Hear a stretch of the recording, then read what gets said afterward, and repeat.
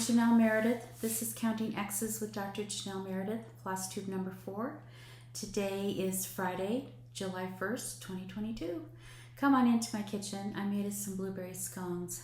This is a Martha Stewart recipe you can find online, and usually like to have it with some fresh fruit and a little bit of ice cream. It's delicious. So let's get started. I want to start first with a quote. I came across this magazine earlier in the year, and I love the premise of it.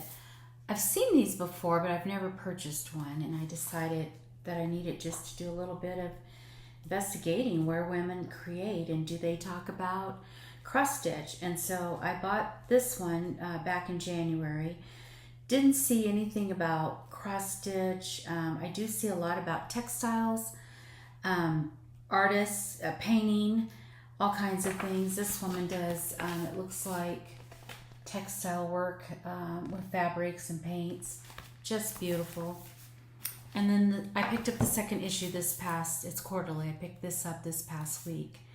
And this woman here, I didn't know it at the time, but she's from Colorado, and she's featured up near Boulder in here for her collection and what she does.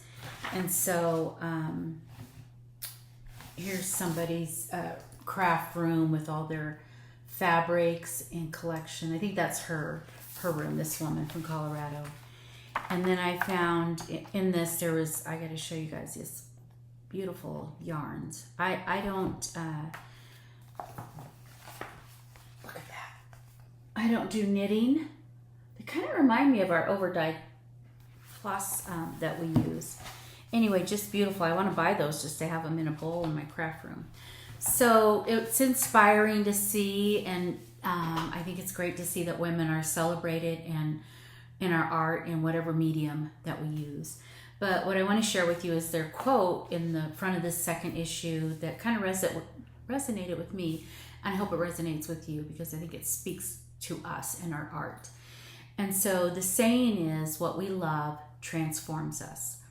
What we create reshapes us. What we choose changes us. And what we do remakes us. And I just thought that was so true. You know, what we love transforms us. It changes what we do, changes our perspective. It changes the world around us. Our work influences our friends and family and the gifts that we give to them of handmade, stitched items that we gift people with. And so, I don't know, I just thought that was a great quote, and I hope you find a connection with that. If I hope you do. Anyway. So that I want to share that with you, and then I wanted to say thank you. Thank you to all the recent stitchers that have subscribed. Thank you so much. I feel honored. I'm humbled that you want to come back and listen to me talk about all kinds of silly things. But anyway, mainly the love of cross stitch. That's not silly, but I know I throw in silly things every now and then just to make people laugh, because I think we all need humor, especially right now in our world. So as a result of all the increase, and I didn't check to see what the number is today. Whoops. And I'm okay with that. I'm not trying to reach some big number. But what I have observed is that when I'm listening to some of the floss tubes, is people will be like, oh, I've reached 5,000. I need to do a giveaway. Oh, I've reached 7,000. I need to do a giveaway. I'm like, oh my gosh, I don't even know what you do with that many subscribers. But that's kind of fun, and I know they've been doing it for years. I'm just happy to be here. So I decided to do a giveaway. Now, I think I shared with you we're challenged right now. We're in a bit of disruption in our lives. We're selling the house we're in right now, this house. We're building a new house, and we've had to pack up. Now, I thought I staged the house, and then the realtors came in and did the real staging. I was like, oh, okay. So we've moved a lot of things to the storage unit. We have two. It's just embarrassing. And I still have stuff to go through. However, getting organized and thinking about, okay, I've got to box all my precious cross stitch patterns and my threads, and I got to figure this out. It made me do that, right? It caused me to go, okay, what do you have in your collection? And so I thought I need to do some giveaways. So it kind of would seem like appropriate. Right timing, maybe is a better word. So I have this. It's called It's called How Great Thou Art by the Nebby Needle. And I got this at Sassy Jack's. And I haven't ordered from them in years. I don't know if I saw it done and that's why I ordered it, but I haven't stitched it in several years and I don't think I am. So I'm happy to give this away. So I think the way this works is you go into the comment, you give me you say that you want this, and you say the name of what you want in the drawing. So maybe just say the title. I'm thinking let's make it easy. And then I've watched people talk about the YouTube comment selection and how we draw names. So I will dig into that and learn and get ready for that here in a month. So, How Great Thou Art, there's that. I think I told you guys how much I loved doing my Big Toe books of the Bible, and so I'm happy to share this and give this away. And then Lina, 1866, happy to give that away.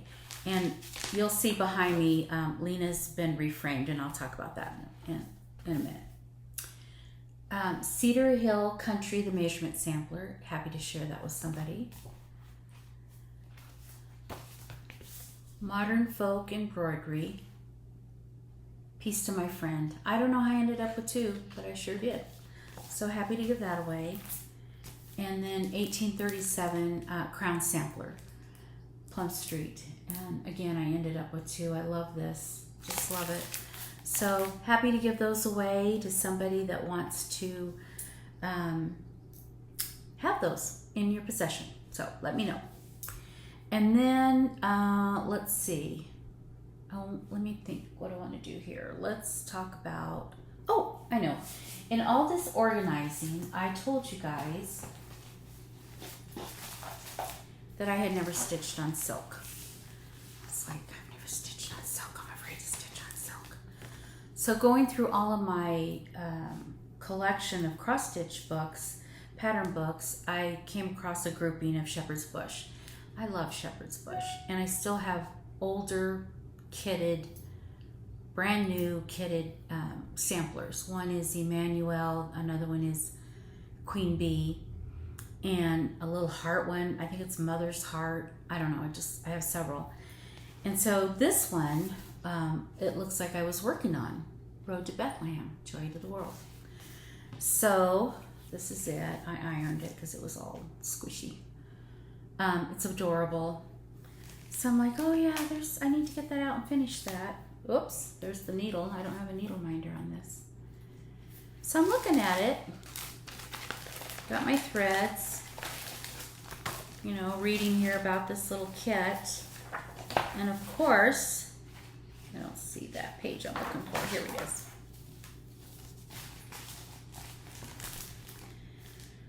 They provide the Avera Floss silk. I hope I say that right.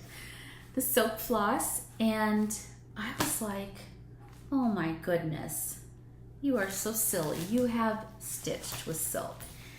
And then I think about all the samplers I gave away 3 Christmases ago. I gave away 7 beautifully framed Shepherd's Bush samplers to 3 to my best friend and her daughters.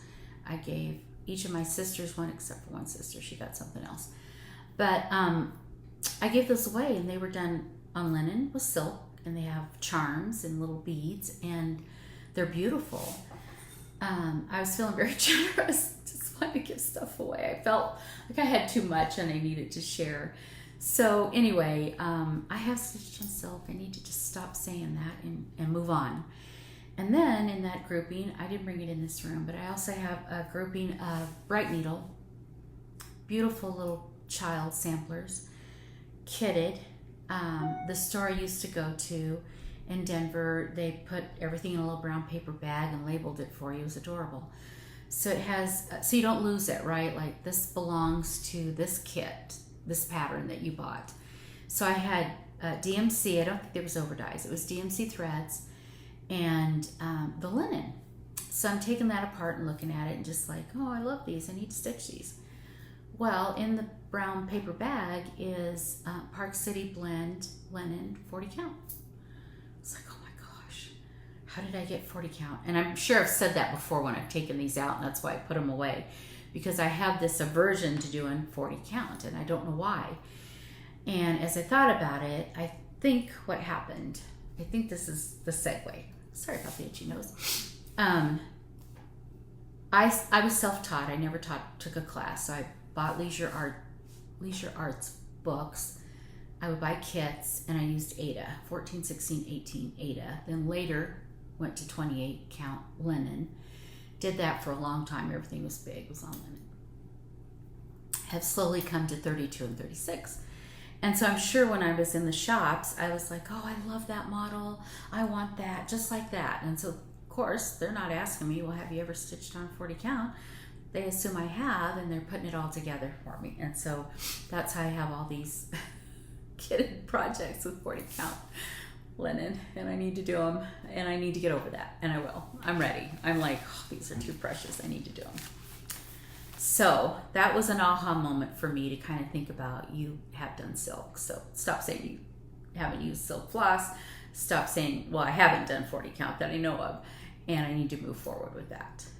And now I want to share with you about going up to the Denver Art Museum. I went up there this past week, and I'm so happy I did. I loved it. We have a beautiful art museum downtown Denver, and it's been several years. We went as a family one year for Christmas.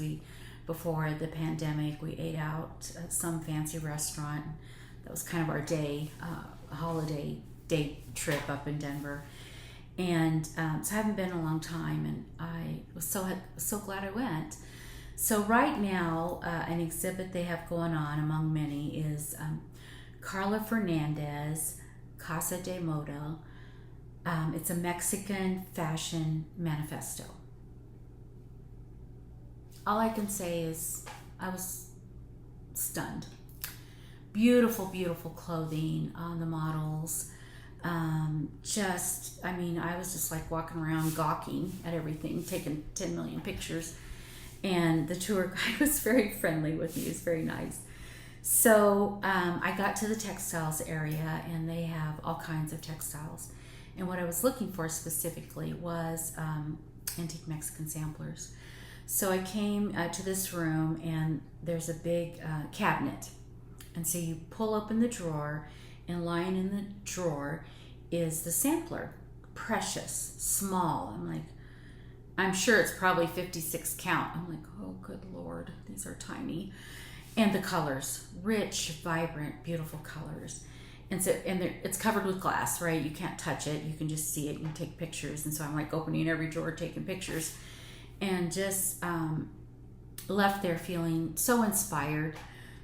So I'm talking to the tour guide. He's like watching me do all this stuff. And I said, well, let me just tell you why I have this interest. So I tell him my whole story. He's so sweet. He was very nice. And so at the end of it all, he said, well, why do you need to copy and reproduce? It's your heritage. You should just do it. Create your own. I'm like, yeah, no, I'm getting there. It's been this slow transition to thinking about all of that. So I left there feeling very inspired.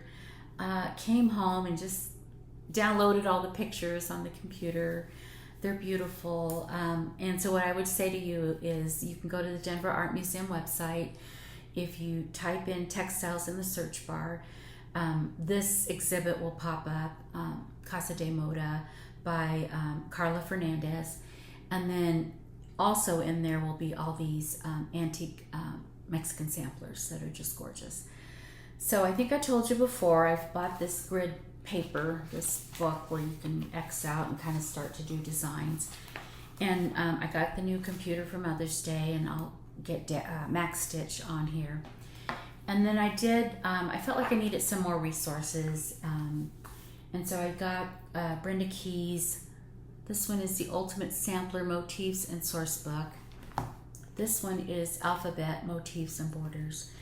And so I'm really thankful I was able to find these on Amazon and get these so that I can now start to think about how I create,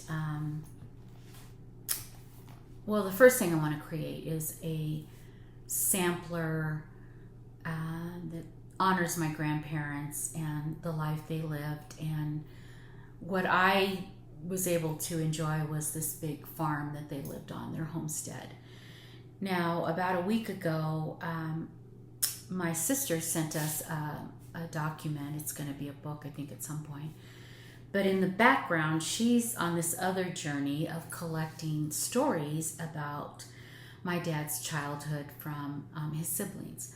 So his older sister, Aunt Lola, she lives in California. She's been recording these stories about their childhood and how they lived in this small town out in Colorado, and how who they worked for. I think I told you my grandfather worked for the Santa Fe Railroad, and he also was a barber. But before that, he worked for a farm, and he saved money to buy this piece of land in this house. And so where my dad grew up, and what I got to see later then as a child, started out as something very, simple, just a house and land. And they built it up. They had a barn, they had animals.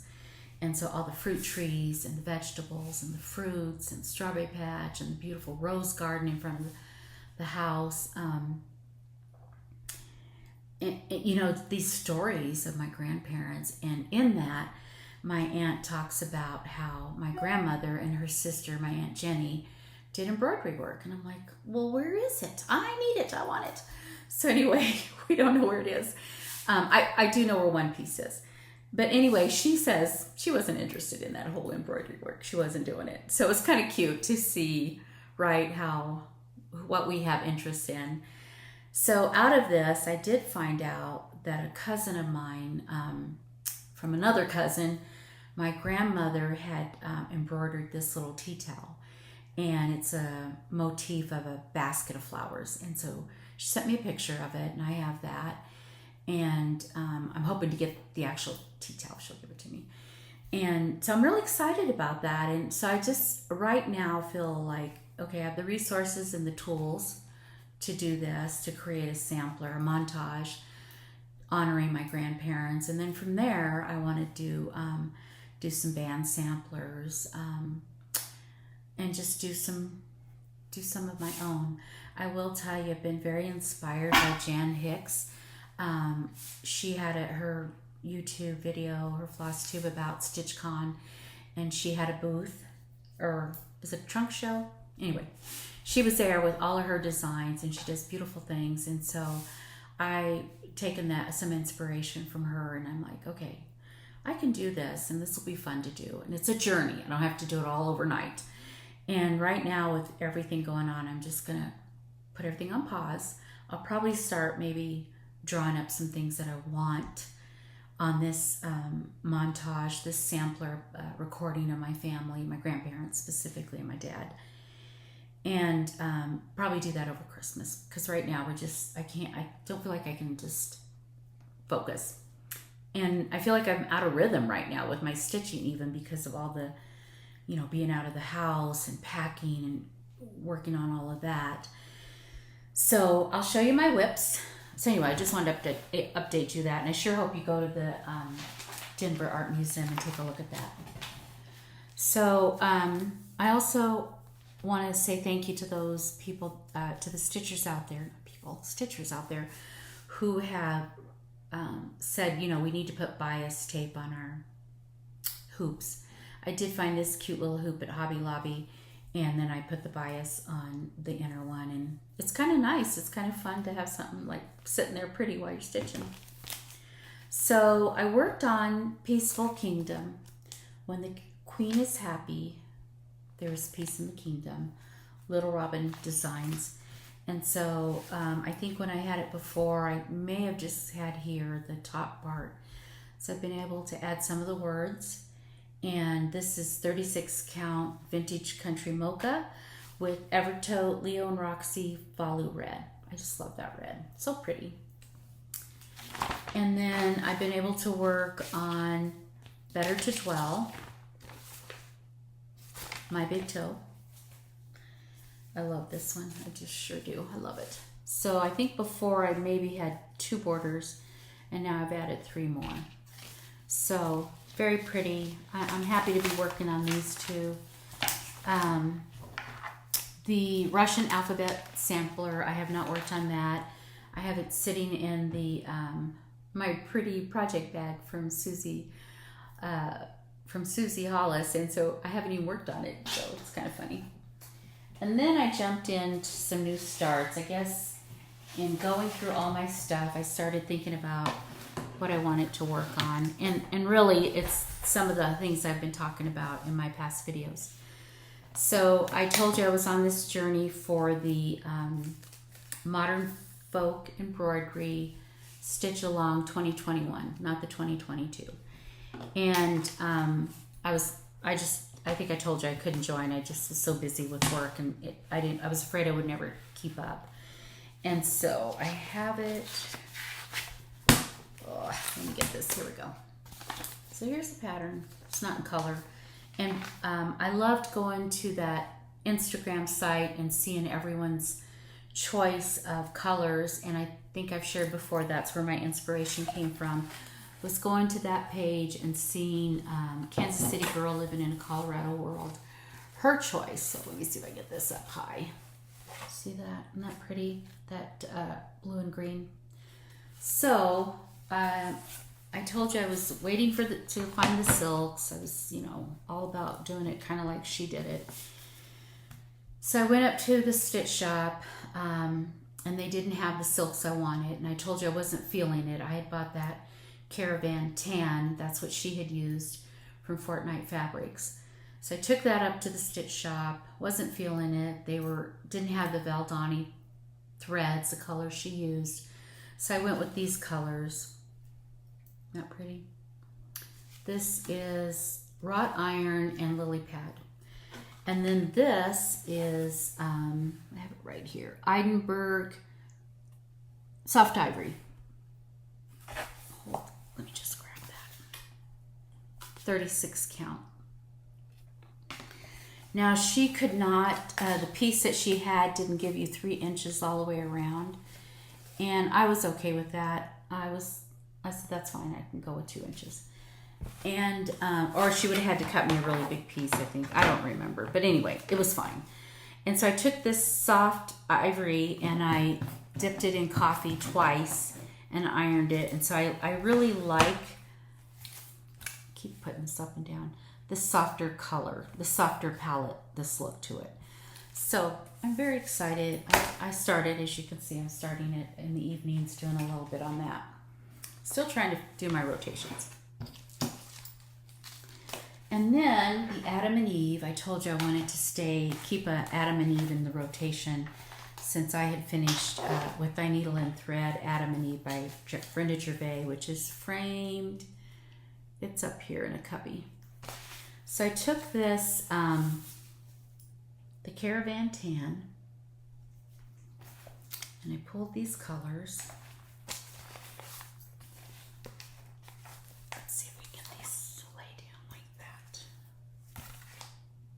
They're very browns, that terracotta. There's the pattern. Adam and Eve sampler designed by Sub Rosa. So this is very pretty. I'm very excited about that. And again, I just put a couple little stitches to mark it. And so then when I'm ready to work on it, I can get going. I've got it just a marking place. So this month is it's already July 1st. In June, 2 weeks ago, week and a half ago, was our anniversary. 45 years. 45 years married to Mr. Meredith. It's a long time. He probably says the same thing, long time married to that woman. So I felt like I needed to do a sampler for us, for the bedroom, right? And in going through my collection of cross-stitch books, I found this. Forgot about it. Forever and Ever. With Thy Needle and Thread, Brenda, A Celebration of Love, Forever and Ever. And here it says, right there, the saying, in my heart, forever and ever. And then you put the year you were married. So I have this piece of, let's see here, Lakeside Linen, Vintage Light Exemplar, 36 count. And I got to start on that too. And the threads, here we go. What I kitted it with, what I'm working with is, let me see if I bring this over here. How can I get this up for you guys to see? All those pretty colors. Oh, just love it. So I've got overdyes, I've got DMC, and I've got Anchor. Kind of was just trying to do a mixture of things, what I had. I really didn't want to go spend a lot of money on buying all the overdyes. So I kind of broke it up. But this pattern, so pretty, so pretty. Oh, I can't wait. So that'll be our sampler for our 45th anniversary. I'm sure Mr. Maris would have wanted something else, but that's what he gets. Okay, so I've talked about my new starts, my WIPS, the Denver Art Museum, and I think the, oh, I know. Sorry, I always do that. I'm so sorry. My sister wants me to stitch a sampler for her, so she got this one. It came from France. She was pretty excited. Like, did you know it was coming from France? I sent her to go looking, and she found this one, and she ordered it. So I'm not sure how I'm going to get that in the rotation, but I have to. And then I got my order from the historical workshop for historical embroidery from Germany. So I wanted to make sure I showed you those, what came in the mail. I was so excited. It came quicker than I thought it was going to. So American Homes, this is the one I was talking about with the blocks and all the different houses. And, oh, I just think it's precious. If you go to their website, it's beautiful. This was the companion, American Gardens. These are like 241 by 241. A little bit big. Oh well, you'll be all right. This is the Venice, Colors of Venice. Isn't that pretty? And I was watching another floss tuber, and she's actually doing, she's doing one of these, and I think it's Colors of the Ocean, maybe? Something along those lines. This is Quaker Hometown. Isn't that precious? I love it.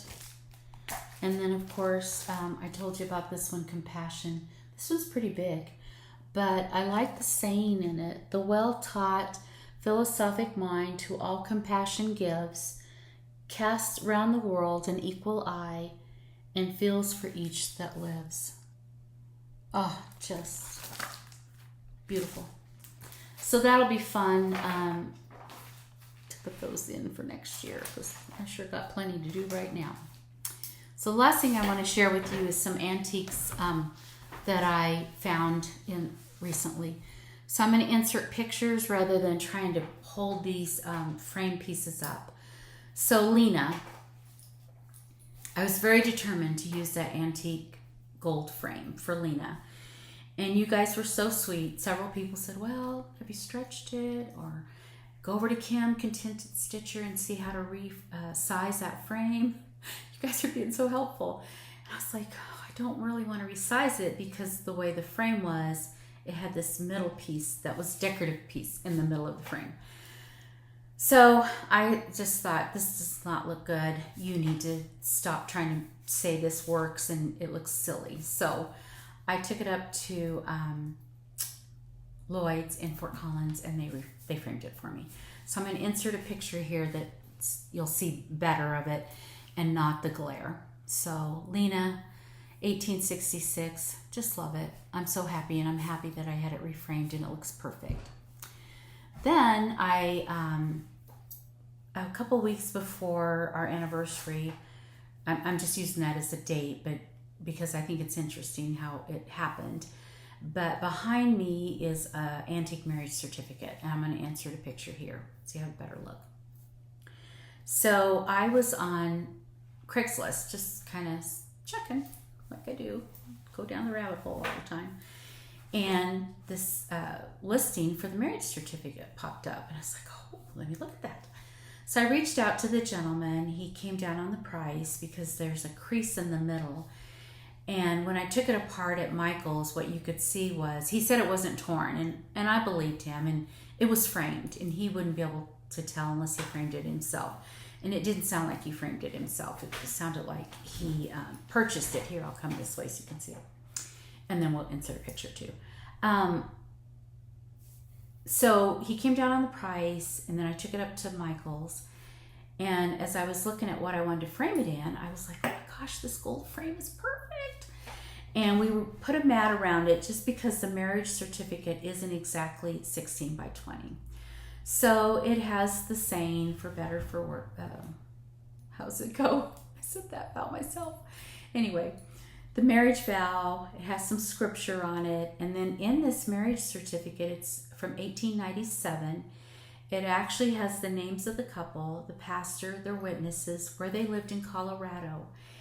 And I think the reason it got that crease is probably someone folded it and put it away, preserving it, keeping it. So I love it. I think this is my fourth one. They don't, the ones I have are packed up. They don't all look alike, so that's kind of cool. I'll just put them in a grouping. And then on Craigslist, I'm looking, and this vintage sewing machine came up, and he hardly wanted anything for it, and even came down half price. So I love it because it says new home, and we're going to a new home. This new home sewing machine, that brand, was manufactured in 1884. They reached a high success rate of selling these in the United States, and then later, for some reason, their sales tanked and the company went defunct. Now, usually when I find an antique sewing machine, it comes in the case, instructions, all the little gadgets, electrical cording, everything, and I kind of take it all away because I don't really want to display that. I just want to display the sewing machine. This just came as the shell. Nothing came with it. And then the last thing I want to share is about this adorable journal from 1925. Needle Art, spring of 1925, and I'll insert a picture here. So I subscribe to way too many things. So I subscribe to estatesales.net, and probably about every day I get something in my email. Big estate sale in the area. One that I missed was, so sometimes they're live and sometimes they're online auctions. So one that I missed that I really am disappointed I didn't take off to Denver and go check it out. They had an antique red sewing cabinet, floss cabinet in French. It was called the French Warehouse Sale. And I reached out to the auctioneer and I said, how much is it? So well, if it's not very much, I'll drive up to Denver to get it. It was $500. I'm going to insert a picture here. Just love it. It's beautiful. So I didn't get that. Somebody did. I hope they're happy. I would have been happy with it. However, clicked on the next estate sale, which was only online, and you could bid. So it's really interesting because you start at zero and you go and you're looking at all these pictures and you're like, oh, $0 for that magazine. Oh, $0 for this sewing machine, you know. I mean, everything starts at zero. And then you start putting in your bids, and pretty soon there's 10 people bidding, and it went from $1 to 40 to 50 to 60. So this journal came in a group with other antique photos. And I thought, okay, I'll try for it. And I did. And I think it was $18 for all 4 of the photos. So you get your bid, there's 3 days of bidding, and then when it's over, they tell you where to go pick it up. And so it was at an estate sale, this beautiful, historic 2-story home in Denver. I mean, I was like, wow, this would have been a fun place to live growing up. So I brought it home, and I was worried because it's in great condition, but already I could tell just all my handling. I'm looking through all the pages. I needed to just preserve it. So I went to Michael's and we set it inside this frame. I think it's just precious. So I think I already said I'll insert a picture here so you can see more of the cover. So I've had some fun this last month doing a little bit of antiquing. I think it's called thrifting now. I call it antiquing. I've worked a little bit on my cross stitch. I've got some new starts going. I hope I'll be back in a month with all this transition. I'll try to do one maybe. I'll really try to get back in a month because I did another order from France. It should be coming, and I'll share that, and then I'll share anything else that I'm keeping up with my WIPS. Thank you very much for watching. This is a lot of fun. I sure enjoy sharing my love of cross stitch with you all. I watch your videos every day. I try to get in a little bit of somebody. Like I told you, if I get interrupted, then I go back and start over because I don't want to miss anything. And I just love everything you guys do. I'm going to put a listing like I did last time of the few of the people I've been watching. I think you guys are already all watching them. Kim, Crosshatch Quilts, Finally a Farm Girl, Brenda and Laura, Yanni from Mexico, a couple other new ones I've watched. And so what I think I appreciate the most is how supportive we are to each other in the stitching community. It's just awesome. So have a fun, safe 4th of July. Bye-bye.